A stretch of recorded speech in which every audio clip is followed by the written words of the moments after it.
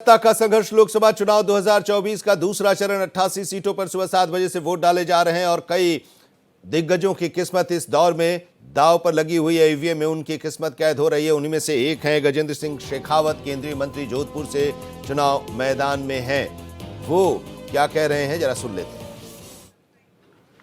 देश अपना आत्मविश्वास खो करके एक कमजोर देश है, ऐसा मन में भाव उत्पन्न हो चुका था।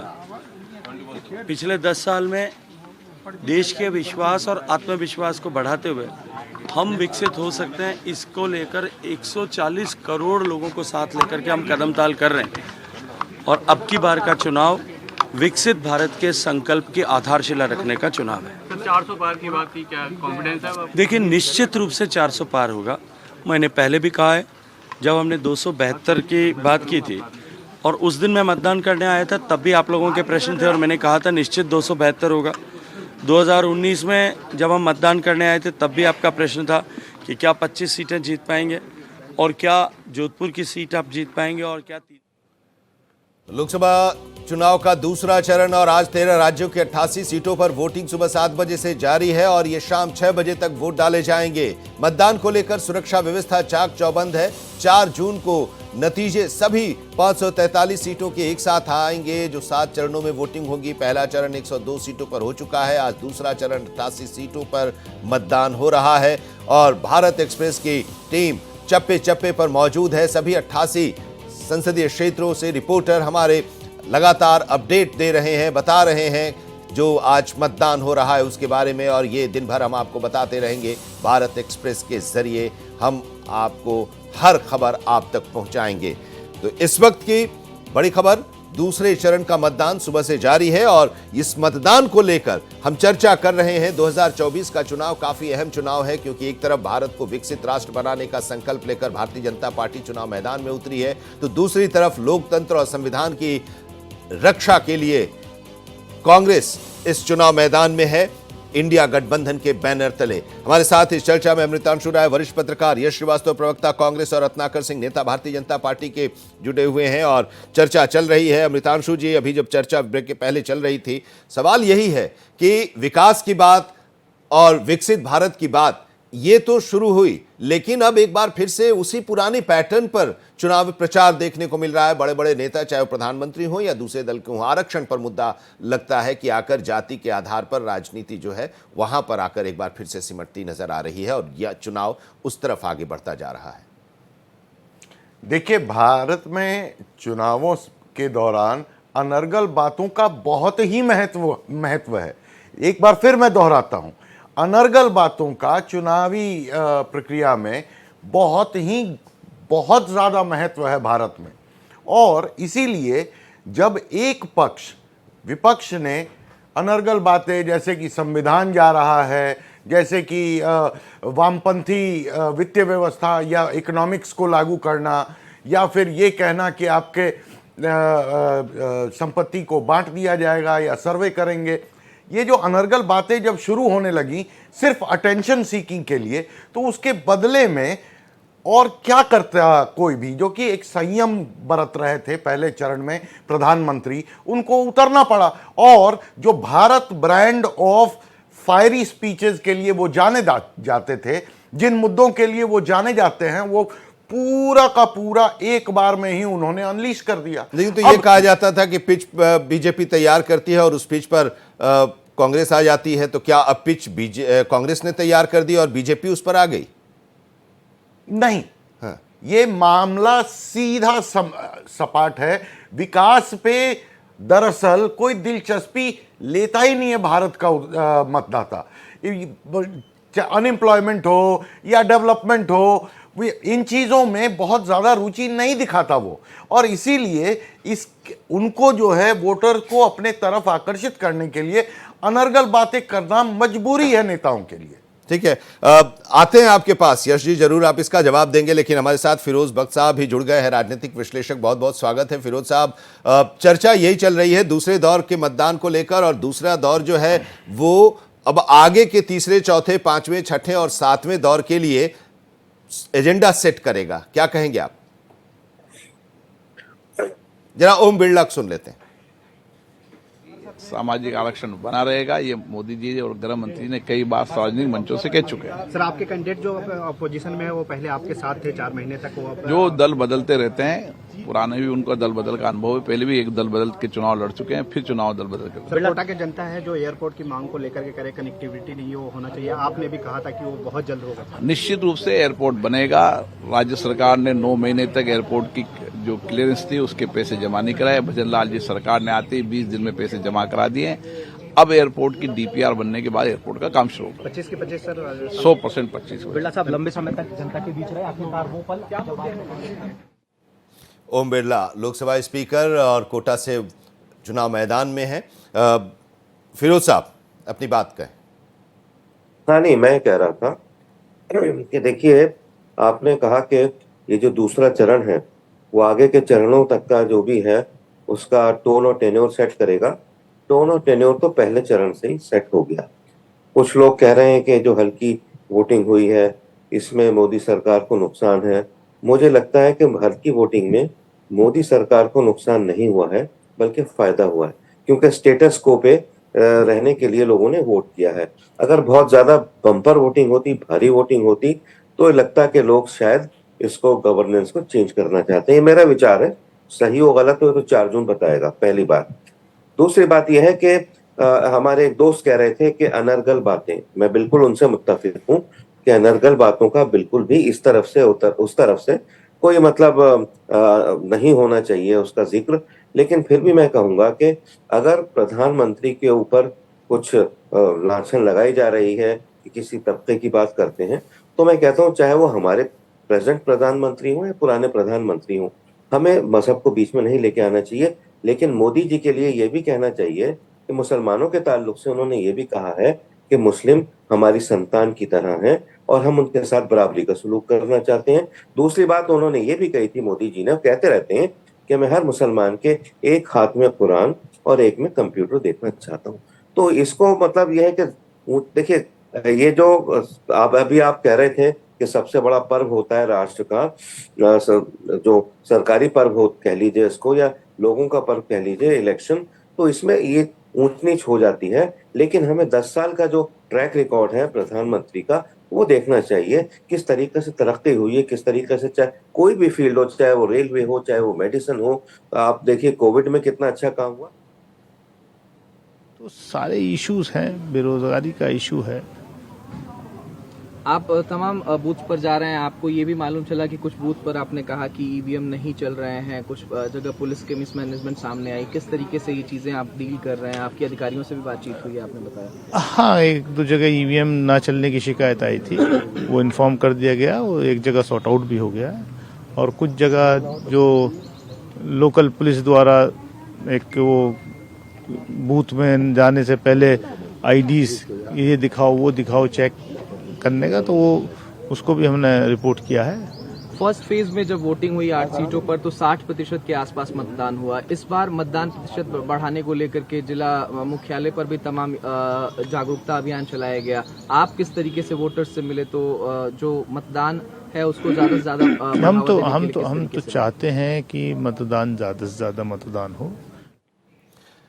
दानिश अली कांग्रेस के उम्मीदवार हैं अमरोहा से, पिछली बार बीएसपी से जीते थे, अब कांग्रेस में हैं और कांग्रेस ने उन्हें अपना उम्मीदवार बनाया है। इंडिया गठबंधन के उम्मीदवार हैं और वोट की अपील भी कर रहे हैं। 5वें चरण के मतदान के लिए नामांकन का आज पहला दिन। इस वक्त की एक और बड़ी खबर हम आपको दे रहे हैं कि 5वें चरण के मतदान के लिए नामांकन का आज पहला दिन है। 3 मई तक नामांकन दाखिल किए जा सकते हैं। 20 मई को 5वें चरण का मतदान होना है और उसके लिए आज से नामांकन का दौर शुरू हो गया है। 20 मई को यहां मतदान होगा 5वें चरण में। और हम आपको ये भी बता दें कि मतदान जो 5वें चरण में होना है उसके लिए नामांकन का दौर आज से शुरू हो गया है। 3 मई तक नामांकन दाखिल किए जा सकते हैं और 20 मई को 5वें चरण का मतदान होगा।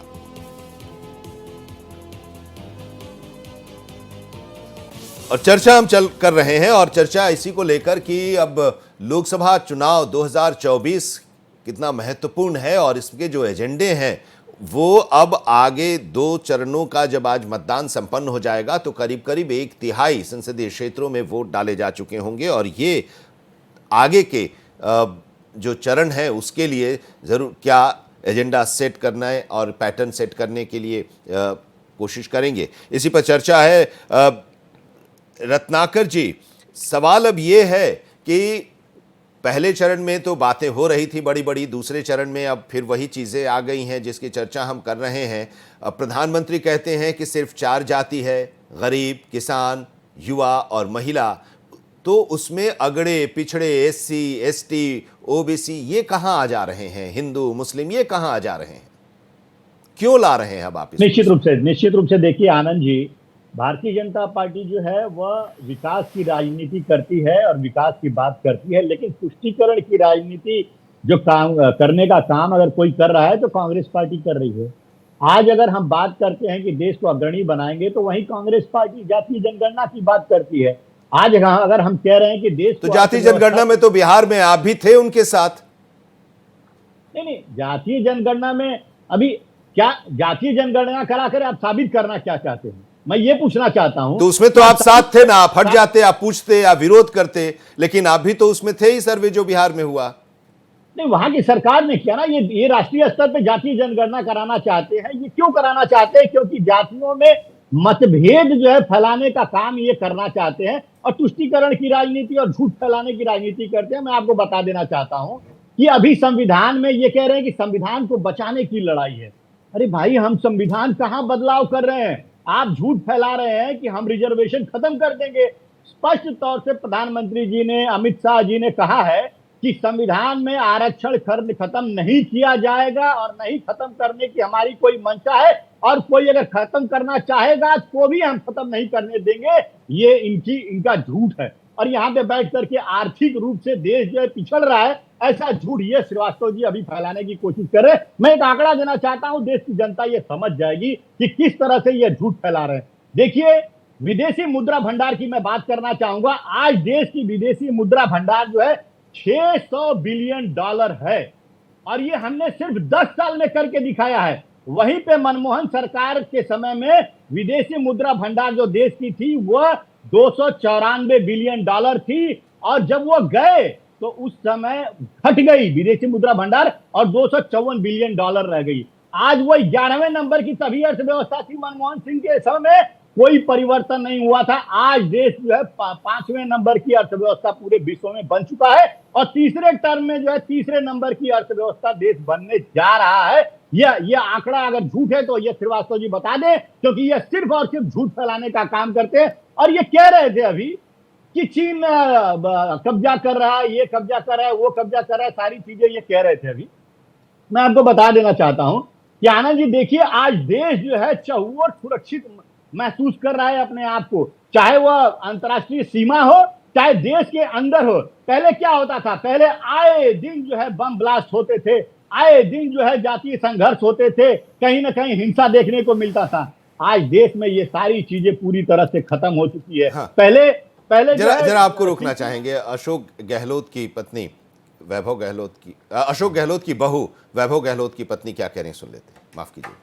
अब हर क्षेत्र के, मुझे लगता है लोग अब हर क्षेत्र के सांसद को देख रहे हैं कि वो उसके साथ कितना खड़ा रहेगा और उनके लिए काम करा पाएगा। Thank you. तो वैभव गहलोत चुनाव लड़ रहे हैं और उनकी पत्नी है और वोट करने के लिए आई हैं और वो मीडिया से मुखातिब भी हुई। रत्नाकर जी अपनी बात पूरी करें। सुरक्षा के बारे में कह रहे थे, मैं ये कहना चाहूंगा, पहले यूपीए शासनकाल की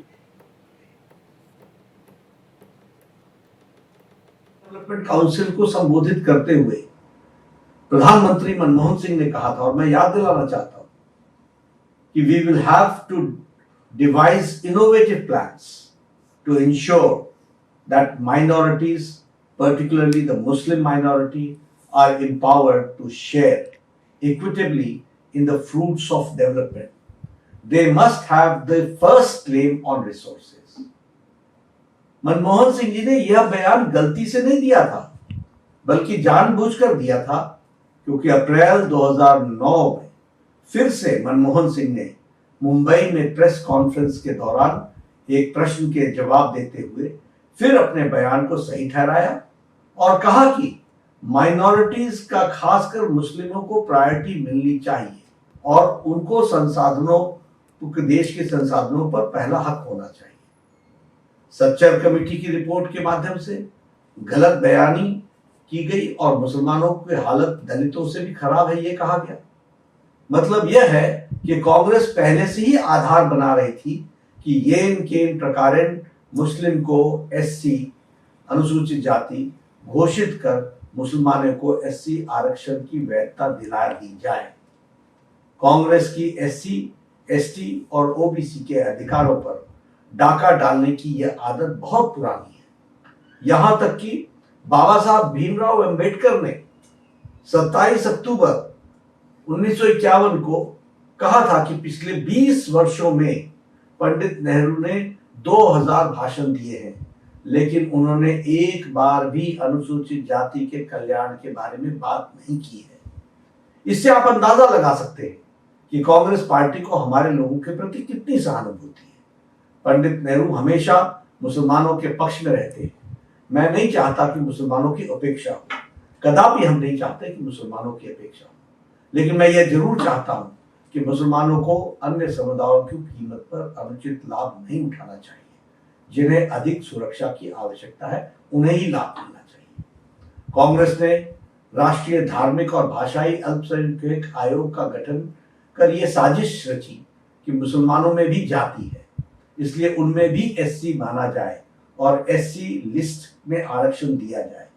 कोई एससी अगर धर्म बदलकर मुसलमान बनता है तो उसका एससी दर्जा बना रहे। साथ ही ओबीसी के 27% से 6% काट कर मुसलमानों को आरक्षण दिया जाए। कांग्रेस ने कोर्ट के कानून को बदलकर एएमयू, जामिया मिलिया जैसे संस्थानों में एससी, एसटी, ओबीसी रिजर्वेशन को खत्म किया। 1981 में कांग्रेस ने एससी, एसटी और ओबीसी के रिजर्वेशन को छीनने के लिए अलग एएमयू अमेंडमेंट एक्ट 1981 लाकर कोर्ट के फैसले को बदल दिया। कांग्रेस सभी जातियों को ओबीसी यानी सामाजिक और शैक्षणिक रूप से पिछड़ा बता रही है। कांग्रेस ने आंध्र प्रदेश में 4 बार मुस्लिम रिजर्वेशन को इंप्लीमेंट करने की कोशिश की। सुप्रीम कोर्ट के इंटरवेंशन के कारण कांग्रेस सरकार इसे लागू नहीं कर पाई। 2009 में लोकसभा इलेक्शन में अपने मैनिफेस्टो को कांग्रेस ने जॉब और एजुकेशन में मुसलमानों को नेशन वाइड रिजर्वेशन देने की प्रॉमिस किया था। कांग्रेस चाहती थी कि ओबीसी रिजर्वेशन के अंदर मुस्लिम के लिए अलग से सब कोटा हो।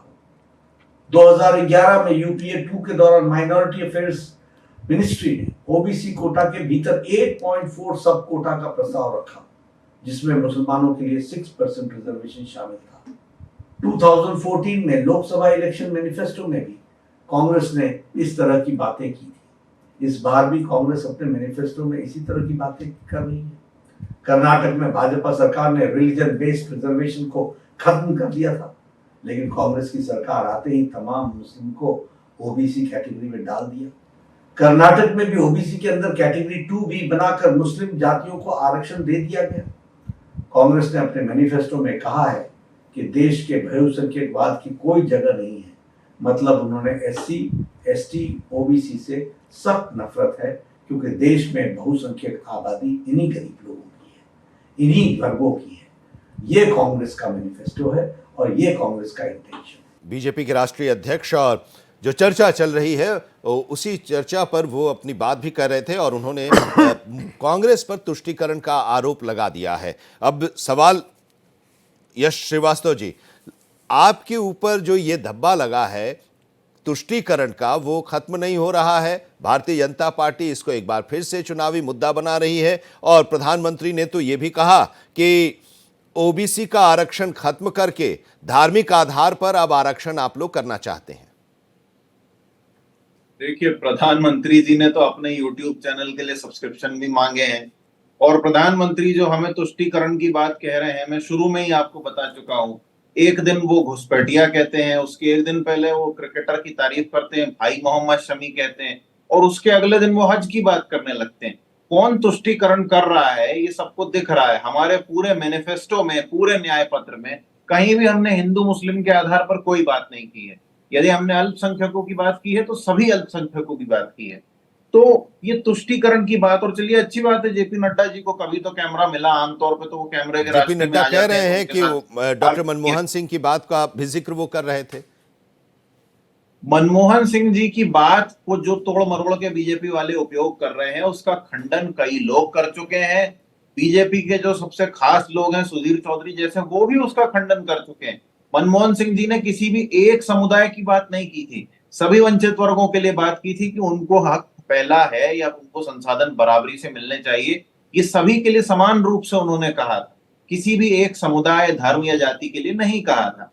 अब आज मणिपुर में भी चुनाव है और कश्मीर में भी चुनाव है, तो ये रत्नाकर जी को शायद पता नहीं है। सैटेलाइट इमेजेस हर न्यूज चैनल डाल रहा है, शायद आपने भी डाली होंगी, आज तक वालों ने भी डाली है, ग्लोबल मीडिया ने भी डाली है। चीन जो है वो सियाचिन ग्लेशियर के पास कब्जे की हुई जमीन पर सड़क बना रहा है और हमारे देश की सरकार में आपके बेटे लड़ रहे हैं, तो वैभव के लिए आपने बेस्ट ऑफ लक कहा है, उनको यहाँ उन्होंने वोट दिया है, अब वो जालौर जाएंगे। वैभव को आपने शुभकामनाएं दी, उनका आज चुनाव है। वैभव करो तो मैंने आशीर्वाद भी दिया है, शुभकामनाएं दी है, वोट देने आए हैं। मुझे अच्छा लगा कि वैभव करो चुनाव छोड़ के वहाँ से ये आए हैं और हमारे कांग्रेस उम्मीदवार करण सिंह उचाला जी के पक्ष में वोट दिया है। और ये मैं अपील करूँगा प्रदेशवासियों से कि जो भावना वैभव गहलोत की रही है एक उम्मीदवार की, कैंडिडेट की, वो भावना हर मतदाता की होनी चाहिए। वोट का अपना महत्व है, लोकतंत्र के मजबूती के लिए जरूरी है कि हम अधिक से अधिक मतदान करें। और अभी जो हालात है उसमें मैं अपील करूंगा वोट जो है कांग्रेस को, कांग्रेस गठबंधन के उम्मीदवारों को दें, क्योंकि अभी चुनाव जो है उम्मीदवार का नहीं है, साथ में चुनाव लोकतंत्र को बचाने का भी चुनाव है, संविधान बचा रहे उसका चुनाव है। मैं उम्मीद करता हूँ कि वही भावना लोगों में रहेगी और भारी बहुमत हम जीत के आएंगे। अशोक गहलोत अभी बोल रहे थे जी। यश श्रीवास्तव अपनी बात पूरी करें। तो मैं ये कह रहा था कि सियाचिन के पास चीन फिर से सड़क बना रहा है, जिसको शायद या तो जानते नहीं है या जानना नहीं चाहते हैं हमारे बीजेपी की सरकार के लोग। तो समय आ गया है कि लोगों को, संविधान को मानने वाले लोगों का निर्णय करना पड़ेगा कि इस चुनाव के बाद आपको 2047, सन 3000, सन 15000 की बातें करने वाले लोग चाहिए या आपको संविधान से चलने वाले, संविधान के कानूनों से चलने वाले लोग चाहिए। बिना किसी प्रावधान के, बिना कानून के लोगों के घर गिरा दिए जाते हैं और वो लोग आके सबका साथ की बात करते हैं। तो ये समय आ गया है कि लोग अब इस देश का भाग्य निर्धारण करने वाले चुनाव में आगे बढ़ के वोट दें और सही बात को देखकर वोट दें। आपको जुमले तो कोई भी दे सकता है, लेकिन सरकार से जिम्मेदारी और उत्तरदायित्व की उम्मीद जनता का हक है, उसको आप नहीं टाल सकते और ऊट पटांग रोज नए भाषण देके आप उसको नहीं बरगला सकते। लोगों की महंगाई, लोगों की बचत में कमी, बेरोजगारी, जो अनएम्प्लॉयड यूथ पुलिस के लठ खा रहा है, जो ट्रेनों की हालत है कि स्लीपर कोच खत्म कर दिए हैं और बड़ी बड़ी ट्रेन में लोग टॉयलेट के पास सोते हुए वीडियो डाल रहे हैं, ये सारी हालत जो है आप करते रहिए अपना। इकोनॉमी इतनी बड़ी हो गई है, लेकिन जनता के बीच में कितनी असमानता आ गई है उसको आप नहीं नकार सकते। 2-4 अडानियों के पास देश का ठीक है, एक छोटा सा रिएक्शन रत्नाकर जी से ले लेते हैं। रत्नाकर जी जल्दी से। देखिए आनंद जी, मैं ये कहना चाहूंगा कि अभी जो आरोप लगा रहे थे हमारे ऊपर और चीन की बातें बार बार कर रहे थे, देश की जनता यह जानती है कि मोदी जी के हाथों में देश पूरी तरह से सुरक्षित है। पहले यूपीए शासनकाल में आए दिन बम धमाके होते थे, सीमा पर जो है जवानों के सर काट के पड़ोसी देश के जवानों द्वारा लेकर चले जाया करते थे। लेकिन आज की परिस्थिति क्या है? आज की परिस्थिति ये है कि हमारे देश की तरफ कोई आंख उठाकर भी नहीं देख सकता, क्योंकि आतंकवादियों को हम उनके घर में घुसकर मारते हैं। हम सर्जिकल स्ट्राइक और एयर स्ट्राइक तक करते हैं। ये हमारी ताकत है और आज नए भारत की ताकत है और मोदी जी के नेतृत्व की ताकत है। दूसरी चीज ये देखिए कैसे बैठ करके यहाँ पे सच्चाई से मुंह मोड़ लेना चाहते हैं और देश की जनता को ये कह रहे हैं कि मनमोहन सिंह ने ऐसा कुछ कहा ही नहीं। अरे मनमोहन सिंह ने स्पष्ट तौर से, उनकी बात रिकॉर्डेड है, ऑन रिकॉर्ड है, उन्होंने कहा कि देश की संसाधनों पे सबसे पहला अधिकार जो है वो अल्पसंख्यक मुसलमानों का है। और अल्पसंख्यक का मतलब तो उसके बाद तो 2 चुनाव हो गए, फिर 2024 में उसको दोहराने की जरूरत क्यों आ पड़ी है? मानसिकता इनकी है, इनके लिए तुष्टीकरण की राजनीति ही सर्वोपरि है, इसलिए वो बात दोहराने। ये भी कहा जा रहा है कि आपके लिए ये फायदेमंद होता है, इसलिए आप इसको हर चुनाव में लेकर आते हैं। आप फायदेमंद की बात करें, आज देखिए ना देश, आज ये कहते हैं कि विरासत टैक्स लगाएंगे,